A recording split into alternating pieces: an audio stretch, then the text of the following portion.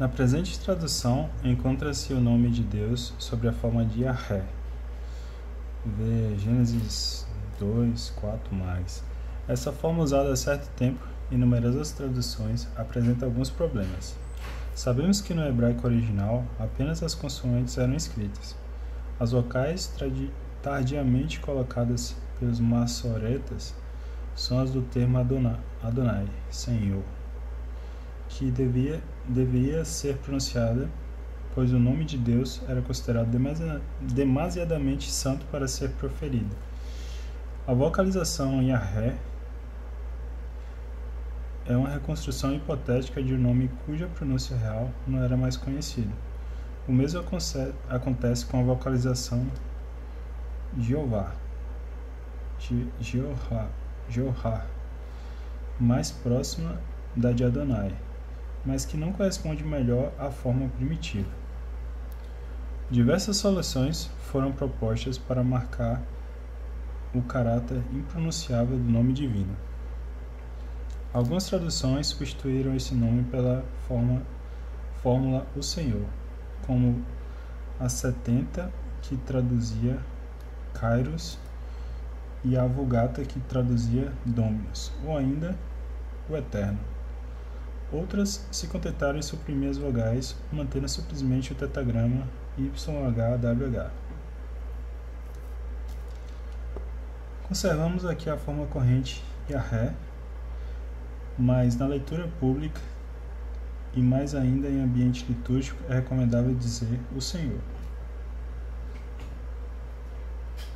Notas. As notas das edições anteriores da Bíblia de Jerusalém foram complementadas e atualizadas, levando em conta estudos recentes. Por outro lado, particularizamos as indicações da crítica textual, indicando todas as correções feitas ao texto recebido, excetuando, todavia, algumas correções puramente gramaticais, referentes apenas à vocalização do texto massorrético. Quando a correção é feita, não por uma ou diversas versões antigas, mas por simples conjectura, damos a transcrição do hebraico ou a do grego tal como se apresenta no texto e tal como o supomos na tradução. Essa transcrição é feita de modo simplificado, não indicando as diferenças vocálicas do hebraico. Será, serê, segou, patá, kamek. Todavia, as vogais como mater, lactiones são indicadas com acento circunflexo. Quando a tradução é a do texto recebido, as variantes que podemos encontrar nas versões ou em outro manuscrito não são indicadas, salvo quando apresentam importância particular. As notas muitas vezes se completam mutuamente. O sinal mais, na própria nota ou na margem, remete a outras passagens em que o leitor encontrará as explicações necessárias para a passagem que ele tem diante de si, ou a uma série de referências marginais.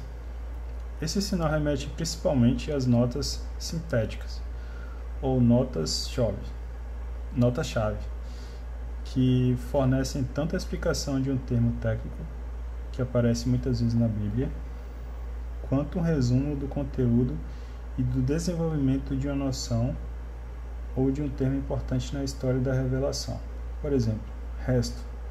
Veja a nota em 1S43. Filho do homem. Veja a nota em Mateus 8:20, que remete pela referência seguida pelo sinal mais, a nota de DN 7:13.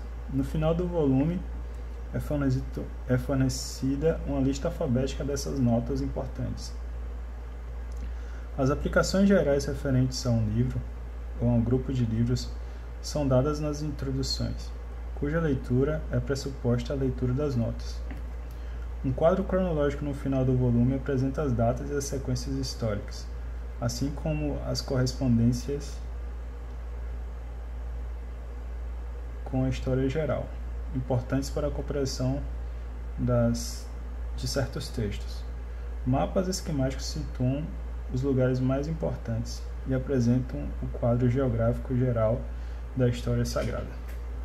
As notas, enfim, são completadas pelas referências marginais. Referências marginais. As referências marginais esclarecem o texto de diversos modos, indicando por alguns sinais. Primeiro, quando a passagem de um livro bíblico cita outro texto bíblico, as palavras citadas encontram-se em itálico e as referências que se acham na margem indicam o lugar de onde tais palavras são tiradas.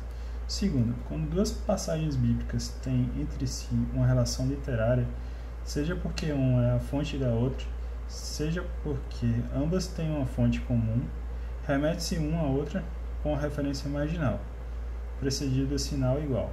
Quando as duas passagens duplicadas pertencem ao mesmo livro, ou pelo sinal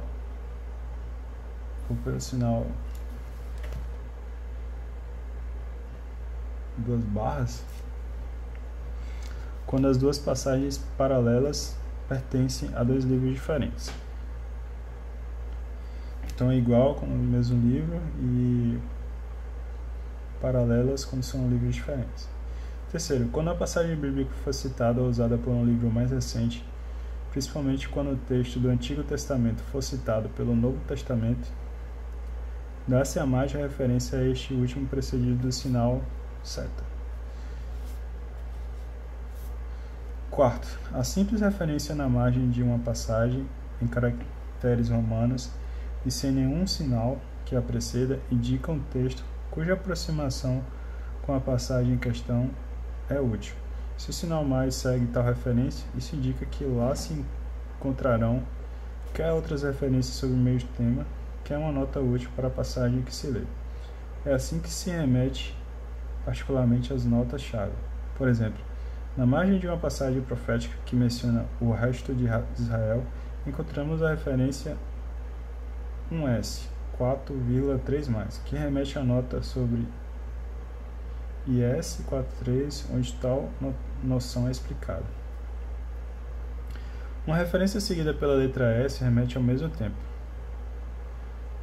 ao versículo indicado e aos versículos que o seguem. Uma referência seguida pela letra P remete ao mesmo tempo que ao texto indicado. As passagens paralelas cujas referências serão precedidas por sinal igual ou paralelo nas margens desse texto. Nos escritos paralelos, principalmente nos evangelhos sinóticos, frequentemente nos contentamos em dar referências úteis na margem do primeiro desses escritos, conforme a ordem canônica no qual o leitor deverá, portanto, recorrer. Assim, muitas observações que interessam MC ou LC são apresentadas de uma vez por todas na margem de MT. As referências marginais encontram-se frequentemente deslocadas em relação à linha que interessa, quando acima delas figuram referências muito abundantes a outra linha. Um espaço em branco normalmente separa as referências que interessam, linhas diferentes. A gente tem aqui as abreviaturas e siglas. Então, algumas das letras que eu falei ali são referentes a essas abreviaturas. Então, aquele 1S era Isaías, provavelmente, né? Então, a gente tem aqui todas as abreviaturas dos textos, aqui em ordem alfabética.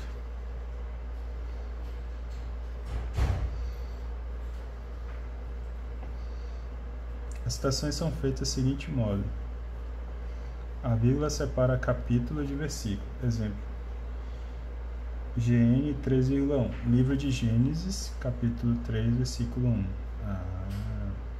O ponto e vírgula separa capítulos e livros. Exemplo: Gênesis 5,1-7, ponto e vírgula 6,8, ponto e vírgula X 2,3. Livro de Gênesis, capítulo 5. Capítulo 5. VV de 1 a 7, acho que é versículo de 1 a 7, capítulo 6, versículo 8. Tá, quando é VV é porque tem um intervalo, né, de uma 7. Quando é 1V é só um versículo. O ponto separa versículo de versículo, quando não seguidos. Exemplo, 2MC3,2.5. Segundo livro de Macabeus, capítulo 3, versículo 2, versículo 2,5. 2,5. Versículo 2, 5 e de 7 a 9. Ah, tá. Macabeus, capítulo 3, versículo 2, versículo 5 e de 7 a 9. O if indica a sequência de capítulos ou de versículos. Por exemplo, Jó 3 a 5. TM, ok.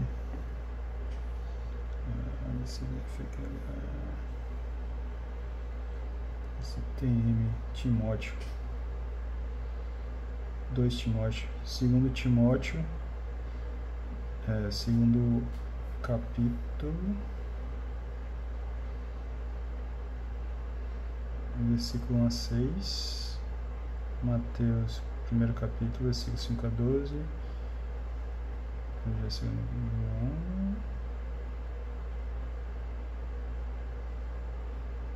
João, capítulo de 3 a 5.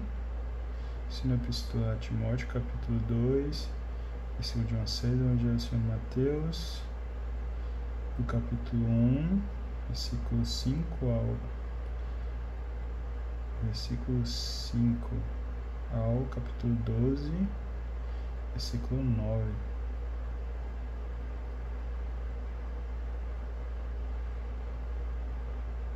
Ficou um pouco confuso isso aqui.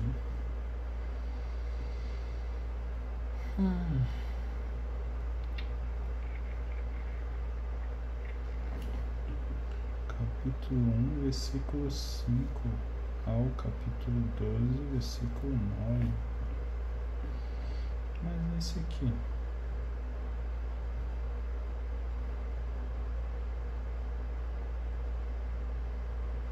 Gênesis capítulo 5, 1 a 7, capítulo 6, versículo 8.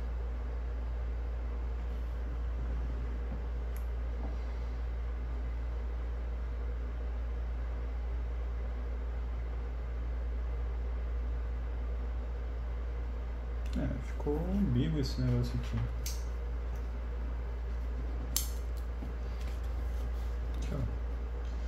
Aqui, Gênesis capítulo 5, versículo de 1 a 7.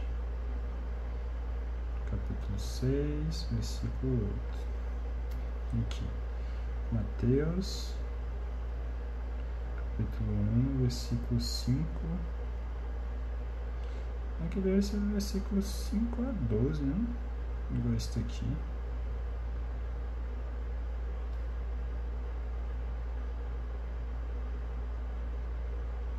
Aqui tem uma vírgula.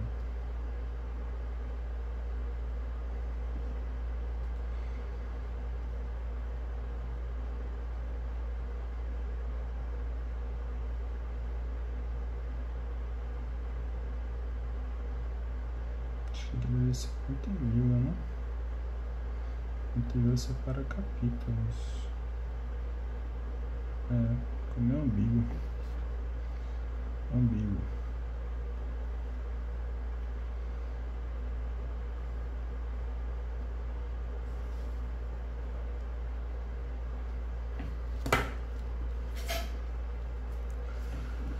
Outras abreviaturas. Tem mais alguns aqui. Variante, adição, omissão. Estes 3 sinais precedem a indicação de palavras substituídas, acrescentadas ou omitidas por leituras que não foram notadas na tradução. O quetivo é o texto escrito, fixado pelas consoantes. O querer é o texto lido, conforme a vocalização dos maçoretas.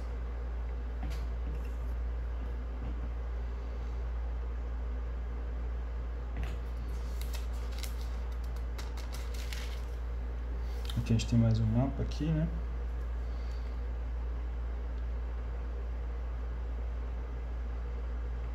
Mediterrâneo, aqui é o mapa do Egito. Mapa do Egito aqui, ampliado. Ampliou esse trecho aqui, né? Aqui um mapa da região lá próxima do Mar Vermelho. Golfo de Sabá. Antigo Testamento. Agora a gente vai começar.